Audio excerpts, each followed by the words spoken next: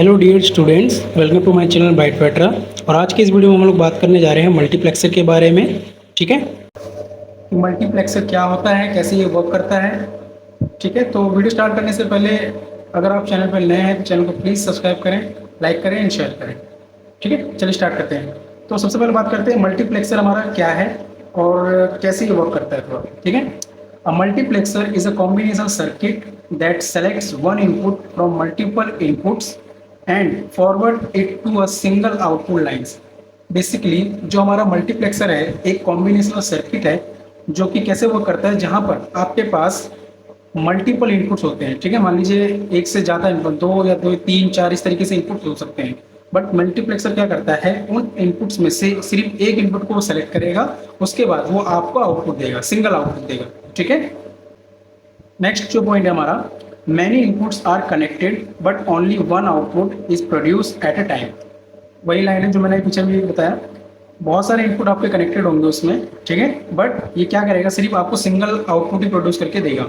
ठीक है, मतलब मैनी टू वन, एक तरीके से आप कह सकते हो कि यहाँ पर बहुत सारे इनपुट्स हैं आपके पास और एक सिंगल आउटपुट। ओके,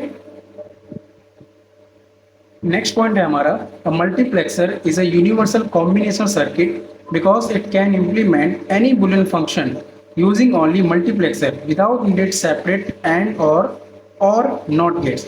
तो बेसिकली मल्टीप्लेक्सर क्या है, एक यूनिवर्सल कॉम्बिनेशन सर्किट भी है जहां पर आप क्या कर सकते हो, बुलियन एक्सप्रेशन को इम्प्लीमेंट कर सकते हो। ठीक है, विदाउट किसी दूसरे गेट्स का यूज किए, मतलब आप मल्टीप्लेक्सर की मदद से ही किसी भी सर्किट को आप डिजाइन कर सकते हो। Okay, it use selection lines for inputs. Basically multiplexer क्या है, सिलेक्शन लाइन का यूज करता है इनपुट्स को देने के लिए। ठीक है, बात करते हैं सिलेक्शन लाइन्स क्या होती है हमारी।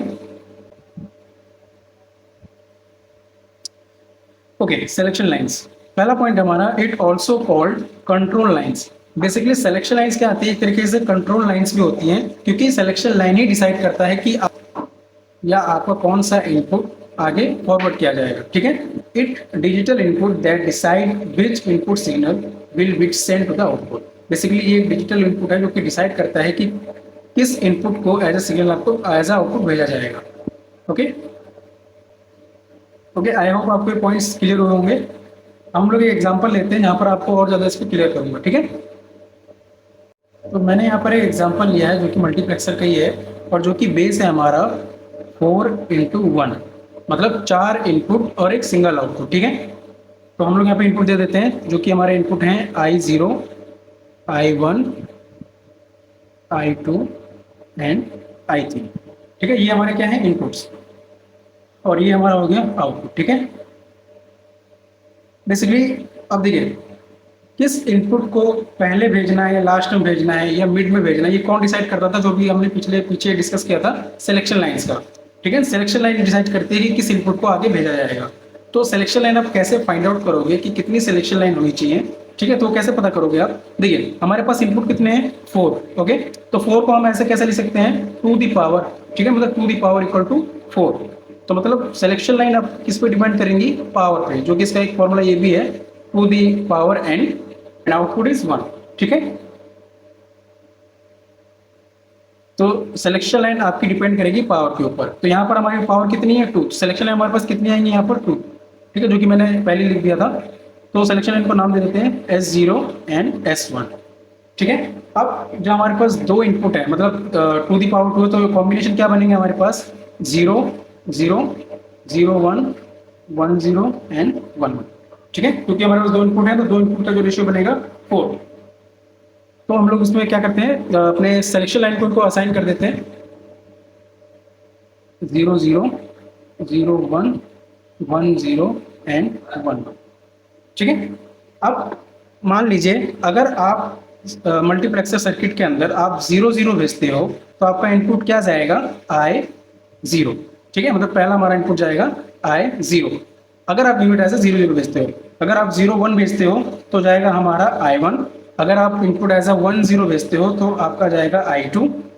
अगर आप सेंड करते हो 1 1 तो आपका इनपुट क्या जाएगा, 3।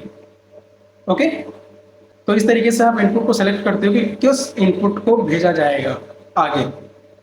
अगर आप इसे हम SOP फॉर्म में लिखने की कोशिश करें तो किस तरीके से लिख सकते हैं इसे हम, तो देखिए एस डबल जीरो हमारे पास, तो हम कैसे लिखेंगे इसको, S bar and S one bar. और उसके साथ हमारे पास कौन इनपुट जा रही है, आई नॉट या आई जीरो आप कह सकते हैं इसे, प्लस नेक्स्ट जो हमारी इनपुट जा रही है 01, तो 01 S0 S1, तो एस पे आ जाएगा एस जीरो पर हमारा बार और S1 एज इट इज, और उसके साथ क्या जुड़ेगा I1 प्लस उसी तरीके से 10 तो S0 S1 उस पर बार आ जाएगा और I2, ठीक है, प्लस S0 S1 जब हम 11 भेजेंगे और I3, ठीक है। तो ये क्या हो गया हमारा एसओपी फॉर्म। तो इस तरीके से आप इनको इक्वेशन में फॉर्म में लिख सकते हैं, ठीक है।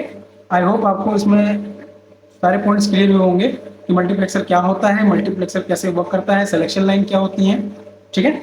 Thank you.